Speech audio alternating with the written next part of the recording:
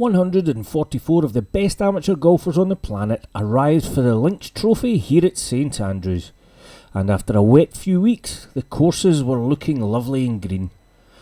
It was a golfer from the Emerald Isle that took the title in 2018, so what does John Murphy remember most from his victory last year?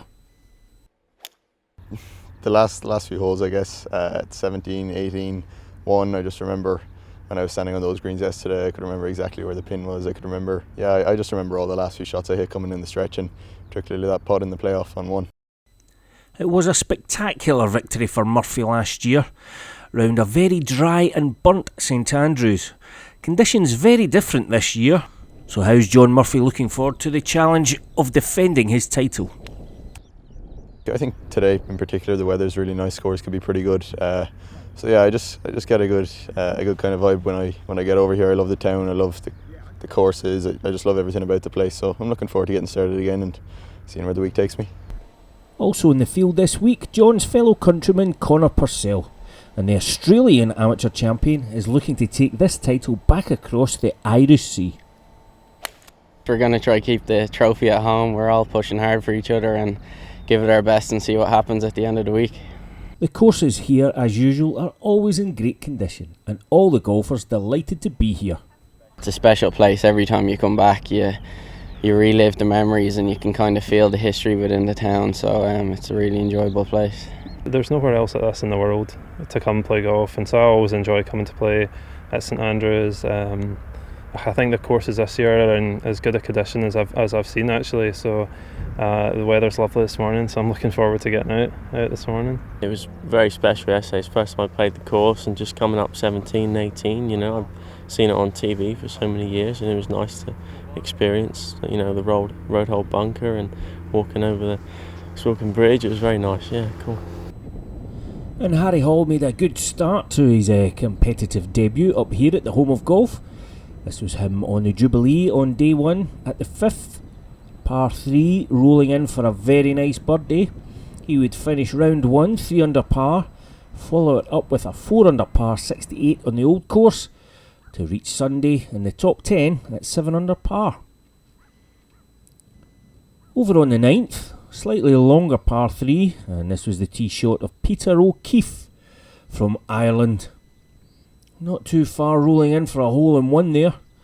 A fantastic opening score of 67 to be 5 under for his opening round on the Jubilee, but he couldn't follow it up on day 2 round the Old Course.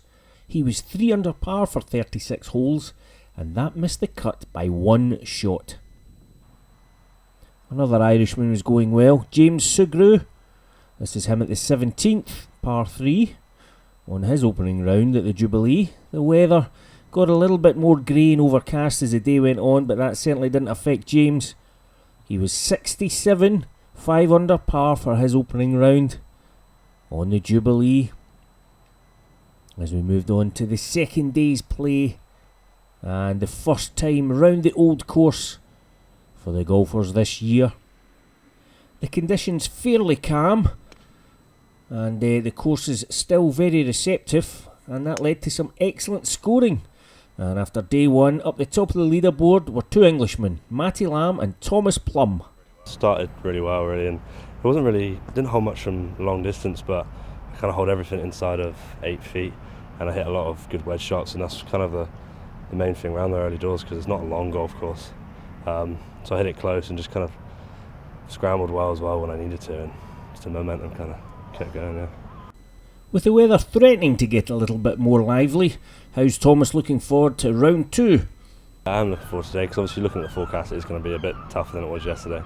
But I enjoy it. I'm a member of Burnham and Barrow back down in Somerset, which is the links course, so I do enjoy the test of it, but it's a bit of good fortune as well you need, especially in links.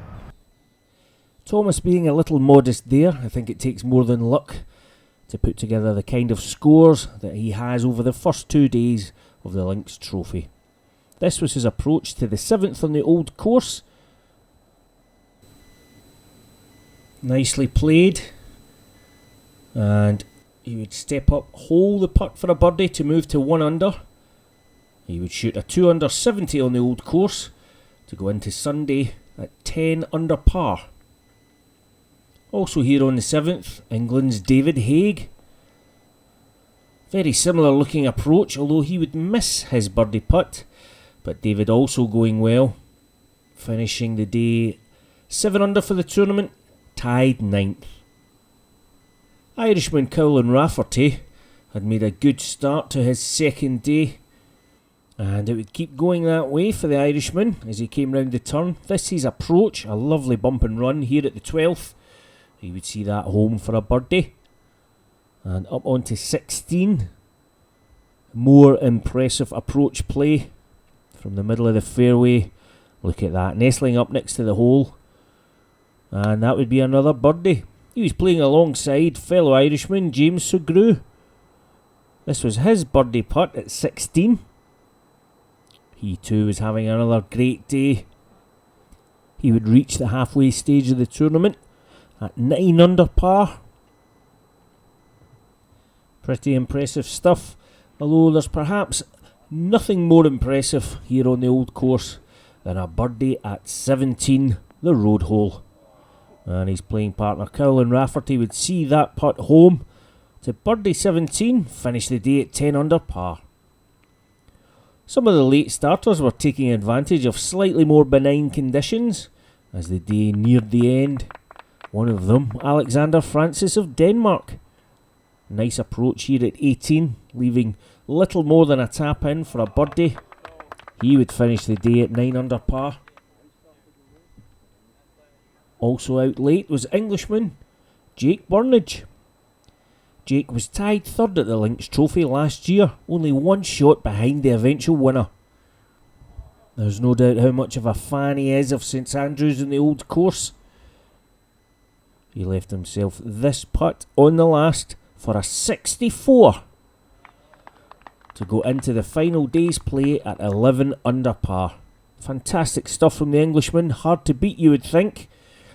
But it was another Englishman, Matty Lamb, who would indeed beat that score of 64 with a simply stunning 63 round the Old Course. This was him at 15,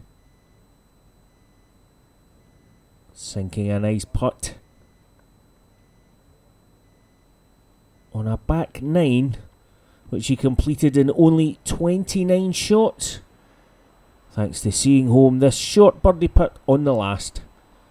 And he takes a 6-shot lead into the final day's play. 36 holes on the Old Course.